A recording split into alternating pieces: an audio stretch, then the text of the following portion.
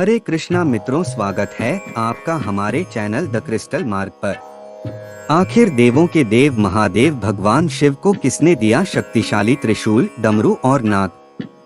देवों के देव भगवान शिव ब्रह्मांड की शुरुआत भी है और इस ब्रह्मांड का अंत भी। लेकिन एक सवाल आपके मन में कभी ना कभी जरूर उठा होगा कि आखिर भगवान शिवजी को डमरू, त्रिशूल और नाग कैसे प्राप्त हुआ।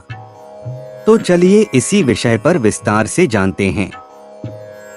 हम जानेंगे कि उनके पास डमरू कैसे आया। माना जाता है कि सृष्टि के आरंभ में जब देवी सरस्वती जी प्रकट हुई तो उन्होंने अपनी वीणा से सृष्टि को ध्वनि दी, लेकिन इस ध्वनि में कोई भी सुर या संगीत नहीं था। तभी उस समय भगवान शिवजी ने नृत्य करते हुए 14 बार डमरू बजाया और उस डमरू के सुर ताल संगीत से सृष्टि में ध्वनि का जन्म हुआ। कहा जाता है कि डमरू स्वयं भगवान ब्रह्मा का स्वरूप है, जो दूर से विस्तृत है। जैसे जैसे पास आते जाते हैं ये कम होता जाता है। आप जानते हैं कि आखिर शिवजी के गले में नाग कैसे पहुंचा? भगवान शिवजी के गले में जो नाग है उनका नाम है वासुकी। कहा जाता है कि ये नाग नागों के राजा है और पूरे नागलोक पर इनका ही शासन चलता है। समुद्र मंथन में इन्हीं का उपयोग कर कर मंथन किया गया था। कहते हैं कि वासुकी नाग भगवान शिव जी के परम भक्त थे और वासुकी की तपस्या से प्रसन्न होकर शिवजी ने उन्हें अपने नागलोक कर राजा बना दिया और साथ ही उन्हें अपने गले में एक आभूषण के तौर पर धारण भी कर लिया। पौराणिक कथाओं में शिव पुराण के अनुसार एक कथा कही गई है कि धनुष और त्रिशूल के स्वयं निर्माणकर्ता भगवान शिव जी ही हैं और सबसे पहले उन्होंने ही धनुष का आविष्कार किया था और सबसे पहले उसी का प्रयोग किया था। लेकिन फिर भगवान शिव जी के पास त्रिशूल कहां से आया? शिव पुराण में इसके बारे में भी विस्तार से बताया गया है। कहा जाता है कि सृष्टि के आरंभ में जब ब्रह्मा से शिव जी प्रकट हुए तो उनके साथ 3 गुण जो कि सत्व, रज और तम भी प्रकट हुए। यही 3 गुण शिव जी के 3 शूल अर्थात त्रिशूल बने। इन तीनों गुणों के बगैर सृष्टि का सृजन और उसमें सामंजस्य बिठा पाना संभव नहीं था। तभी भगवान शिव जी ने इन तीनों गुणों को अपने हाथों में एक शूल में बांध कर रखा, जो तीनों शूल मिलकर त्रिशूल बने। तो दोस्तों, इसी प्रकार से स्वयं महादेव को यानी भगवान शिवजी को डमरू, त्रिशूल और नाग प्राप्त हुए थे। महादेव ने क्यों तोड़ा था अपना त्रिशूल? आखिर वो कौन सी जगह है जहां आज भी महादेव के त्रिशूल के निशान मिलते हैं और वो टूटे हुए हिस्से दिखाई देते?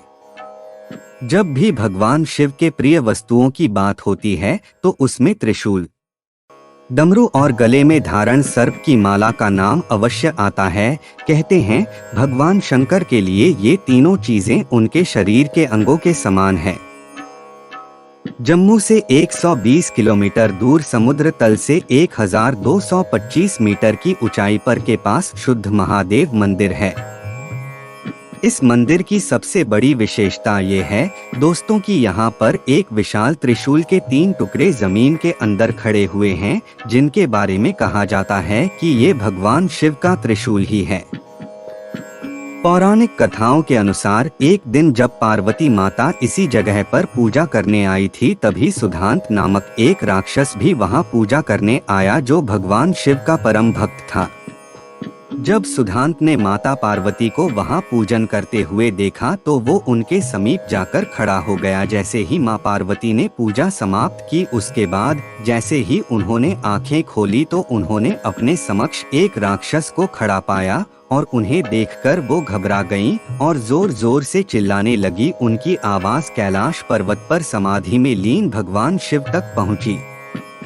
महादेव ने पार्वती की जान खतरे में जानकर राक्षस को मारने के लिए अपना त्रिशूल फेंका। त्रिशूला राक्षस के सीने में लगा।